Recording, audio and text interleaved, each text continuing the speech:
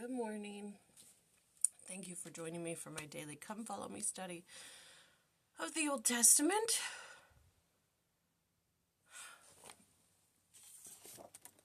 Today is Wednesday the 8th. We're going to start with the daily reflection. Have I not commanded thee? Be strong and of a good courage. Be not afraid, neither be thou dismayed, for the Lord thy God is with thee, whithersoever thou goest. Joshua 1:9. At all times and in all dispensation, it takes courage and strength to exercise faith in the Lord.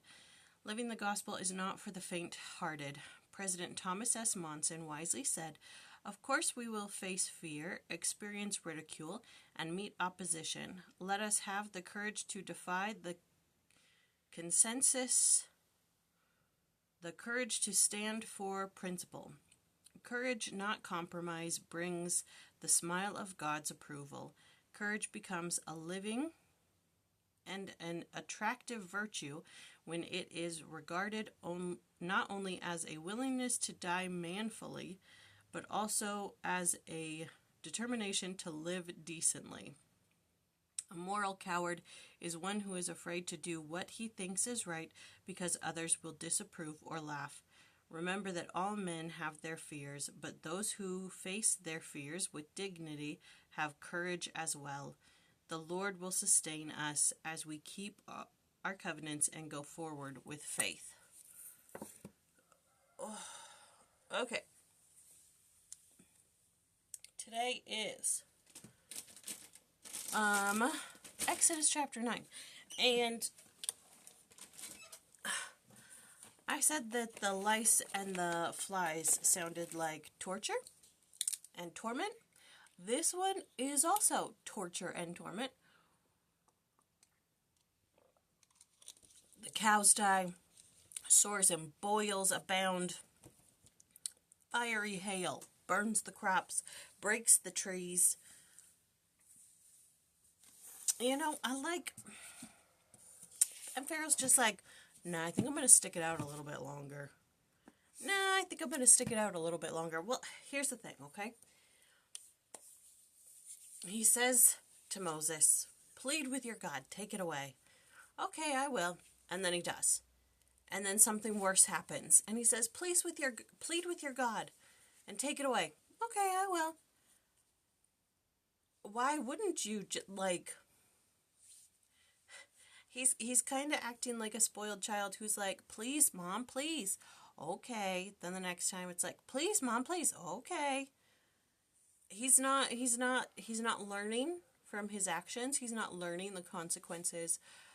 Well, he's about to, right? He's about to, but these bad things happen, but he says to Moses, "Plead with your God and take it away," and then it gets taken away, so why not just tough it out a little bit longer, right? He doesn't care if his people are dying.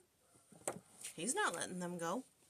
What is interesting, though, is that we read yesterday that they didn't want to sacrifice cows in front of the Egyptians because they're sacred to them, and then literally all of the cows in the kingdom die, except for the Israelites' cows. That's a little stick it to you there, but goodness. Sores and boils. It says that the magicians couldn't even stand before Moses. They were so miserable. It's interesting.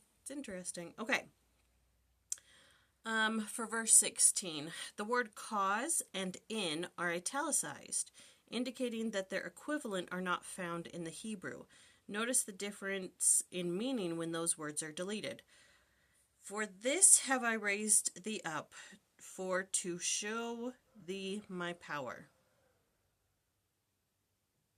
Instead of, "For this cause have I raised thee up, for to show in thee my power." Interesting. For verse 17, this verse contains the continuation of the words which Moses should say to Pharaoh. The Joseph Smith translation makes it clear, "Therefore speak unto Pharaoh the things which I command thee, who as yet exalteth himself that he will not let them go." I mean, At this point, I would. At the lice and the flies, I would have said, get thee hence. Go far, far away. If you take the lice and the flies with you, go. I don't care if I lose all my slaves. I can go get new ones, okay? I can go get new ones. Not that I would ever have slaves. I'm just saying. But nah, he's got to have some bad stuff done to him. The pride of Pharaoh. The pride. The lesson to be learned here is how long are we going to let our pride stand in the way? How long are we going to let our pride bring plagues upon us?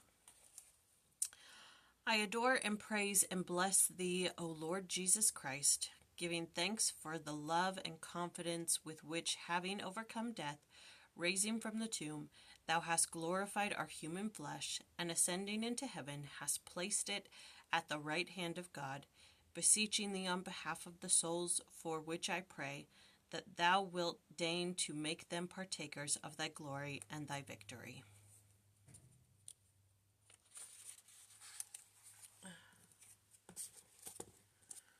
All right, that was Exodus 9, and tomorrow we do 10 and 11. Because I was looking in the book and there was nothing for 10, and I was like, oh, tomorrow's going to be iffy, but thank goodness we have 11. All right, we will see you then. Have a great day. Bye.